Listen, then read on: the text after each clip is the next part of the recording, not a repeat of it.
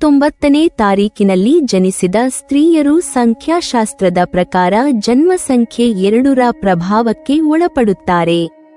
ಚಂದ್ರನ ಅಧೀನದಲ್ಲಿರುವ ಈ ಸಂಖ್ಯೆ ಇವರ ವ್ಯಕ್ತಿತ್ವಕ್ಕೆ ಅಪಾರವಾದ ಸೂಕ್ಷ್ಮಗ್ರಾಹಿತ್ವ, ಸಹಾನುಭೂತಿ ಮತ್ತು ಭಾವನಾತ್ಮಕ ಆಳತೆ ನೀಡುತ್ತದೆ. ಇವರು ತಮ್ಮ ಸುತ್ತಲಿನ ಪರಿಸ್ಥಿತಿಗಳನ್ನು ಸಾಮಾನ್ಯಕ್ಕಿಂತ ಹೆಚ್ಚು ಸೂಕ್ಷ್ಮವಾಗಿ ಗ್ರಹಿಸುವ ಶಕ್ತಿ ಹೊಂದಿರುತ್ತಾರೆ. ಬೇರೆಯವರ ಮುಖಭಾವ, ಧ್ವನಿಯ ಲಯ ಮತ್ತು ಮಾತಿನ ಹಿಂದೆ ಅಡಗಿರುವ ಅರ್ಥವನ್ನು ಸಹ ಇವರು ಸುಲಭವಾಗಿ ಅರ್ಥಮಾಡಿಕೊಳ್ಳುತ್ತಾರೆ. ಈ ಗುಣದ ಕಾರಣದಿಂದ ಇವರು ಕುಟುಂಬದಲ್ಲಿಯೂ ಮತ್ತು ಸಮಾಜದಲ್ಲಿಯೂ ಸಂವೇದನಾಶೀಲ ವ್ಯಕ್ತಿಯಾಗಿ ಗುರುತಿಸಲ್ಪಡುತ್ತಾರೆ. ಈ ಸ್ತ್ರೀಯರು ಸ್ವಭಾವತಃ ಮೃದುವಾಗಿದ್ದರೂ ಮನಸ್ಸಿನೊಳಗೆ ಬಹಳ ಆಳವಾದ ಭಾವನೆಗಳನ್ನು ಹೊತ್ತಿರುತ್ತಾರೆ. ತಮ್ಮ ನೋವು, ಭಯ ಅಥವಾ ಗೊಂದಲವನ್ನು ಎಲ್ಲರೊಂದಿಗೆ ಹಂಚಿಕೊಳ್ಳುವ ಸ್ವಭಾವ ಇವರದಲ್ಲಿಲ್ಲ. ಇಂತಹ ಒಳಗಟ್ಟಿದ ಮನಸ್ಥಿತಿಯು ಕೆಲವೊಮ್ಮೆ ಮಾನಸಿಕ ಒತ್ತಡ ಅಥವಾ ಭಾವನಾತ್ಮಕ ಅಸ್ಥಿರತೆಗೆ ಕಾರಣವಾಗಬಹುದು. ವಿಶೇಷವಾಗಿ ತಮ್ಮ ಮನಸ್ಸಿನ ಮಾತುಗಳನ್ನು ಹೇಳಿಕೊಳ್ಳಲು ಅವಕಾಶ ಸಿಗದಿದ್ದಾಗ ಆತಂಕ ಅಥವಾ ಅತಿಯಾದ ಚಿಂತೆ ಕಾಡುವ ಸಾಧ್ಯತೆ ಇರುತ್ತದೆ. ಆದ್ದರಿಂದ ನಂಬಿಕೆಯ ವ್ಯಕ್ತಿಯೊಂದಿಗೆ ಮನಸ್ಸು ತೆರೆದು ಮಾತನಾಡುವುದು ಇವರಿಗೆ ಅತ್ಯಂತ ಅಗತ್ಯ.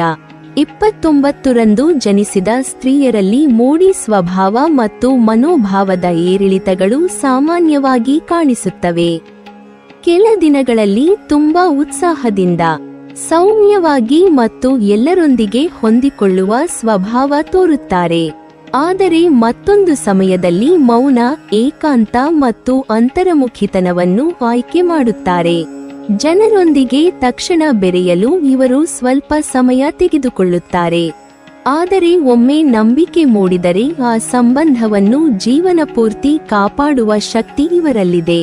ಕುಟುಂಬ ಜೀವನದಲ್ಲಿ, ವಿಶೇಷವಾಗಿ ತಾಯಿಯೊಂದಿಗೆ ಇವರ ನಂಟು ಬಹಳ ಗಾಢವಾಗಿರುತ್ತದೆ. ತಾಯಿ ಇವರಿಗೆ ಭಾವನಾತ್ಮಕ ಆಧಾರಸ್ತಂಭವಾಗಿರುತ್ತಾಳೆ. ತಾಯಿಯ ಸಲಹೆ, ಆಶೀರ್ವಾದ ಮತ್ತು ಬೆಂಬಲ ಇವರ ಜೀವನದ ನಿರ್ಣಯಗಳಲ್ಲಿ ಮಹತ್ವದ ಪಾತ್ರ ವಹಿಸುತ್ತದೆ. ವಿವಾಹದ ನಂತರವೂ ತಾಯಿಯೊಂದಿಗಿನ ಈ ಭಾವನಾತ್ಮಕ ನಂಟು ಕಡಿಮೆಯಾಗದೆ ಮುಂದುವರಿಯುತ್ತದೆ. ಕುಟುಂಬದವರೊಂದಿಗೆ ಮಾತನಾಡುವಾಗ ಸಂಯಮ ಮತ್ತು ಮೃದು ಭಾಷೆ ಕಾಯ್ದುಕೊಂಡರೆ ಅನಗತ್ಯ ಮನಸ್ತಾಪಗಳನ್ನು ತಪ್ಪಿಸಬಹುದು.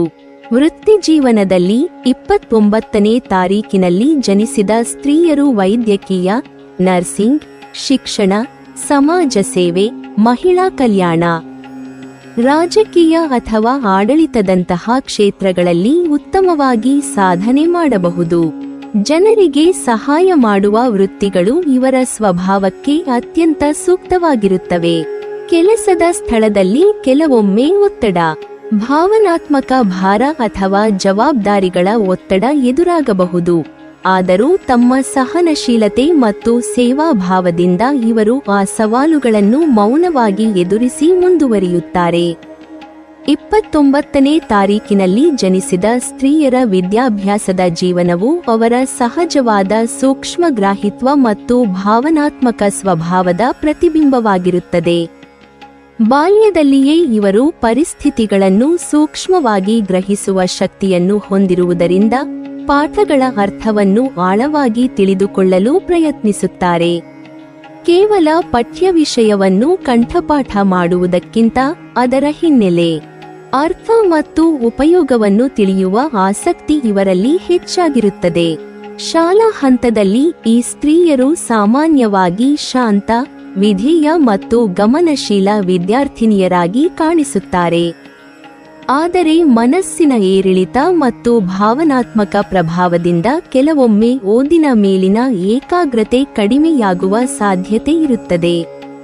ಶಿಕ್ಷಕರ ಮೆಚ್ಚುಗೆ ಪಡೆಯುವ ಸಾಮರ್ಥ್ಯ ಇವರಲ್ಲಿದ್ದರೂ ತಮ್ಮ ಆತ್ಮವಿಶ್ವಾಸದಲ್ಲಿ ಕೆಲವೊಮ್ಮೆ ಕೊರತೆ ಕಾಣಿಸಬಹುದು. ಇಂತಹ ಸಂದರ್ಭಗಳಲ್ಲಿ ಪ್ರೋತ್ಸಾಹ ಮತ್ತು ಭರವಸೆ ಸಿಕ್ಕರೆ ಅವರು ತಮ್ಮ ಸಾಮರ್ಥ್ಯವನ್ನು ಸಂಪೂರ್ಣವಾಗಿ ತೋರಿಸಬಲ್ಲರು. ಕಾಲೇಜು ಮತ್ತು ಉನ್ನತ ಶಿಕ್ಷಣದ ಹಂತದಲ್ಲಿ 29ರಂದು ಜನಿಸಿದ ಸ್ತ್ರೀಯರು ತಮ್ಮ ಆಸಕ್ತಿ ಮತ್ತು ಮನೋಭಾವಕ್ಕೆ ಹೊಂದುವ ವಿಷಯಗಳತ್ತ ಹೆಚ್ಚು ಆಕರ್ಷಿತರಾಗುತ್ತಾರೆ. ವೈದ್ಯಕೀಯ, ನರ್ಸಿಂಗ್, ಮನೋವಿಜ್ಞಾನ, ಶಿಕ್ಷಣ, ಸಮಾಜ ಸೇವೆ, ಸಾಹಿತ್ಯ ಅಥವಾ ಆಡಳಿತಕ್ಕೆ ಸಂಬಂಧಿಸಿದ ವಿಷಯಗಳಲ್ಲಿ ಉತ್ತಮ ಸಾಧನೆ ಮಾಡುವ ಸಾಧ್ಯತೆ ಇರುತ್ತದೆ. ಇವರು ಗುಂಪು ಅಧ್ಯಯನಕ್ಕಿಂತ ಸ್ವಲ್ಪ ಏಕಾಂತದಲ್ಲಿ ಓದುವುದನ್ನು ಇಷ್ಟಪಡುತ್ತಾರೆ, ಏಕೆಂದರೆ ಅದರಿಂದ ಅವರ ಏಕಾಗ್ರತೆ ಹೆಚ್ಚಾಗುತ್ತದೆ. ಪರೀಕ್ಷೆಗಳ ಸಮಯದಲ್ಲಿ ಭಯ ಅಥವಾ ಆತಂಕ ಇವರಿಗೆ ಹೆಚ್ಚು ಕಾಡಬಹುದು. ತಮ್ಮಿಂದ ನಿರೀಕ್ಷಿಸುವ ಮಟ್ಟವನ್ನು ತಾವೇ ಹೆಚ್ಚಾಗಿ ನಿಗದಿಪಡಿಸುವುದರಿಂದ ಕೆಲವೊಮ್ಮೆ ಒತ್ತಡ ಹೆಚ್ಚಾಗುತ್ತದೆ. ಆದರೆ ಪರಿಶ್ರಮ ಮತ್ತು ನಿಯಮಿತ ಅಭ್ಯಾಸದ ಮೂಲಕ ಇವರು ಈ ಆತಂಕವನ್ನು ನಿಯಂತ್ರಿಸಿ ಉತ್ತಮ ಫಲಿತಾಂಶಗಳನ್ನು ಸಾಧಿಸುತ್ತಾರೆ. ಕೆಲವೊಮ್ಮೆ ಶಿಕ್ಷಣದ ದಾರಿಯಲ್ಲಿ ವಿರಾಮಗಳು ಅಥವಾ ದಿಕ್ಕು ಬದಲಾವಣೆಗಳು ಸಂಭವಿಸಬಹುದು, ಆದರೆ ಅವು ಕೊನೆಗೂ ಇವರಿಗೆ ಸರಿಯಾದ ಮಾರ್ಗವನ್ನೇ ತೋರಿಸುತ್ತವೆ. 29ನೇ ತಾರೀಕಿನಲ್ಲಿ ಜನಿಸಿದ ಸ್ತ್ರೀಯರ ವಿದ್ಯಾಭ್ಯಾಸದ ಜೀವನವು ಭಾವನಾತ್ಮಕ ಸವಾಲುಗಳೊಂದಿಗೆ ಬೆಳೆದ ಬೌದ್ಧಿಕ ಶಕ್ತಿಯ ಕಥೆಯಾಗಿರುತ್ತದೆ. ಸರಿಯಾದ ಮಾರ್ಗದರ್ಶನ, ಕುಟುಂಬದ ಬೆಂಬಲ ಮತ್ತು ಆತ್ಮವಿಶ್ವಾಸ ಇದ್ದರೆ ಅವರು ವಿದ್ಯಾಭ್ಯಾಸವನ್ನು ತಮ್ಮ ಭವಿಷ್ಯದ ಸ್ಥಿರ ಮತ್ತು ಗೌರವಪೂರ್ಣ ಜೀವನದ ಭದ್ರ ಅಡಿಪಾಯವಾಗಿ ರೂಪಿಸಿಕೊಳ್ಳಬಲ್ಲರು. 29ನೇ ತಾರೀಕಿನಲ್ಲಿ ಜನಿಸಿದ ಸ್ತ್ರೀಯರ ವಿವಾಹದ ನಂತರದ ಜೀವನವು ಭಾವನಾತ್ಮಕತೆ, ಜವಾಬ್ದಾರಿ ಮತ್ತು ಹೊಂದಾಣಿಕೆಯ ಸಂಯೋಜನೆಯಾಗಿರುತ್ತದೆ. ಚಂದ್ರನ ಪ್ರಭಾವ ಹೊಂದಿರುವ ಈ ಸ್ತ್ರೀಯರು ದಾಂಪತ್ಯ ಜೀವನದಲ್ಲಿ ಪ್ರೀತಿ, ಭದ್ರತೆ ಮತ್ತು ಮನಸ್ಸಿನ ಸಂಬಂಧಕ್ಕೆ ಹೆಚ್ಚಿನ ಮಹತ್ವ ನೀಡುತ್ತಾರೆ. ವಿವಾಹದ ನಂತರ ಅವರು ತಮ್ಮ ಸಂಗಾತಿಯ ಭಾವನೆಗಳನ್ನು ಸೂಕ್ಷ್ಮವಾಗಿ ಅರ್ಥಮಾಡಿಕೊಳ್ಳುವ ಹಾಗೂ ಕುಟುಂಬದ ವಾತಾವರಣವನ್ನು ಶಾಂತ ಮತ್ತು ಸೌಹಾರ್ದಪೂರ್ಣವಾಗಿ ಕಾಯ್ದುಕೊಳ್ಳುವ ಪ್ರಯತ್ನ ಮಾಡುತ್ತಾರೆ. ಈ ಸ್ತ್ರೀಯರು ತಮ್ಮ ದಾಂಪತ್ಯದಲ್ಲಿ ಅತ್ಯಂತ ನಿಷ್ಠಾವಂತರು. ಸಂಗಾತಿಯ ಸಂತೋಷ ಮತ್ತು ಭಾವನಾತ್ಮಕ ಸುಖ ಇವರಿಗೆ ಬಹಳ ಮುಖ್ಯ. ಆದರೆ ತಮ್ಮ ಭಾವನೆಗಳನ್ನು ತೆರೆದ ಮನಸ್ಸಿನಿಂದ ಹೇಳಿಕೊಳ್ಳಲು ಹಿಂಜರಿಯುವ ಸ್ವಭಾವ ಇರುವುದರಿಂದ ಕೆಲವೊಮ್ಮೆ ಮನಸ್ಸಿನೊಳಗೆ ಮಾತುಗಳನ್ನು ಇಟ್ಟುಕೊಳ್ಳುತ್ತಾರೆ. ಇದು ಕಾಲಕ್ರಮೇಣ ಮಾನಸಿಕ ಒತ್ತಡಕ್ಕೆ ಅಥವಾ ಮೌನದ ಅಂತರಕ್ಕೆ ಕಾರಣವಾಗಬಹುದು. ಹೀಗಾಗಿ ವಿವಾಹದ ನಂತರ ತಮ್ಮ ಭಾವನೆಗಳನ್ನು ಸಮತೋಲನದಿಂದ ಮತ್ತು ಪ್ರಾಮಾಣಿಕವಾಗಿ ಹಂಚಿಕೊಳ್ಳುವುದು ಇವರಿಗೆ ಅಗತ್ಯ. ಕುಟುಂಬದಲ್ಲಿ, ವಿಶೇಷವಾಗಿ ಅತ್ತೆ ಮಾವಂದಿರ ಮತ್ತು ಇತರ ಸಂಬಂಧಗಳೊಂದಿಗೆ ಹೊಂದಾಣಿಕೆ ಸಾಧಿಸಲು ಇವರು ಹೆಚ್ಚು ಪ್ರಯತ್ನಿಸುತ್ತಾರೆ. ಕೆಲವೊಮ್ಮೆ ಬೇರೆಯವರ ನಿರೀಕ್ಷೆಗಳಿಗೆ ಹೆಚ್ಚು ಸ್ಪಂದಿಸುವ ಗುಣದಿಂದಾಗಿ ತಮ್ಮ ಅಗತ್ಯಗಳು ಮತ್ತು ಇಚ್ಛೆಗಳನ್ನು ಹಿಂದೆ ಸರಿಸುವ ಸಾಧ್ಯತೆಯಿದೆ. ಈ ಸಂದರ್ಭಗಳಲ್ಲಿ ಸ್ವಯಂ ಮೌಲ್ಯವನ್ನು ಅರಿತುಕೊಂಡು ಮಿತಿಗಳನ್ನು ಸ್ಪಷ್ಟಪಡಿಸಿಕೊಳ್ಳುವುದು ಇವರ ದಾಂಪತ್ಯ ಸುಖಕ್ಕೆ ಮುಖ್ಯವಾಗುತ್ತದೆ. ಆರ್ಥಿಕ ವಿಷಯಗಳಲ್ಲಿ 29ರಂದು ಜನಿಸಿದ ಸ್ತ್ರೀಯರು ವಿವಾಹದ ನಂತರ ಹೆಚ್ಚು ಎಚ್ಚರಿಕೆಯಿಂದ ವರ್ತಿಸುತ್ತಾರೆ.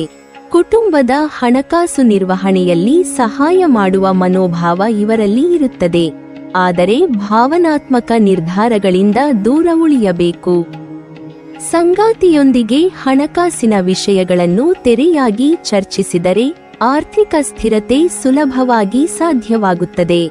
ಮಾತೃತ್ವದ ದೃಷ್ಟಿಯಿಂದ ಈ ಸ್ತ್ರೀಯರು ತುಂಬಾ ಪ್ರೀತಿಪೂರ್ಣ, ಸಂವೇದನಾಶೀಲ ಮತ್ತು ತ್ಯಾಗಶೀಲ ತಾಯಿಗಳಾಗುತ್ತಾರೆ.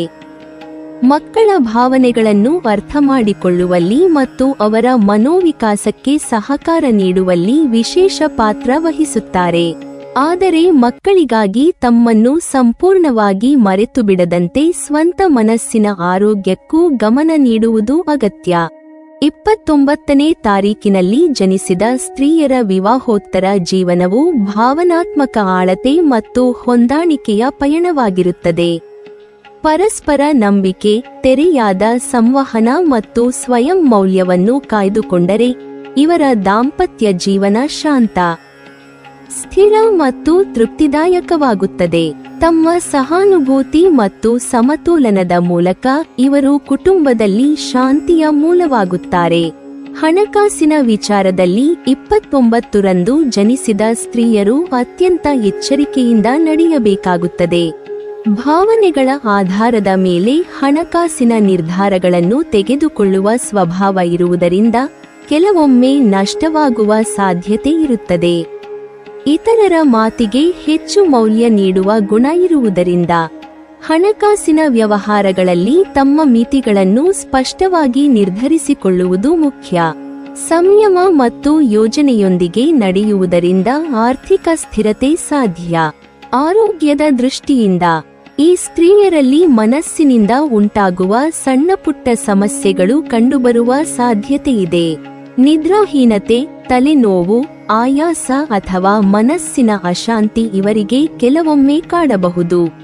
ಆದರೆ ಇವರಲ್ಲಿ ಪುನಃ ಚೇತರಿಸಿಕೊಳ್ಳುವ ಶಕ್ತಿ ಹೆಚ್ಚು ಇರುವುದರಿಂದ ದಿನದ ಅಂತ್ಯದ ವೇಳೆಗೆ ಅಥವಾ ಸಮಯದೊಂದಿಗೆ ಆರೋಗ್ಯದಲ್ಲಿ ಸುಧಾರಣೆ ಕಾಣಿಸುತ್ತದೆ.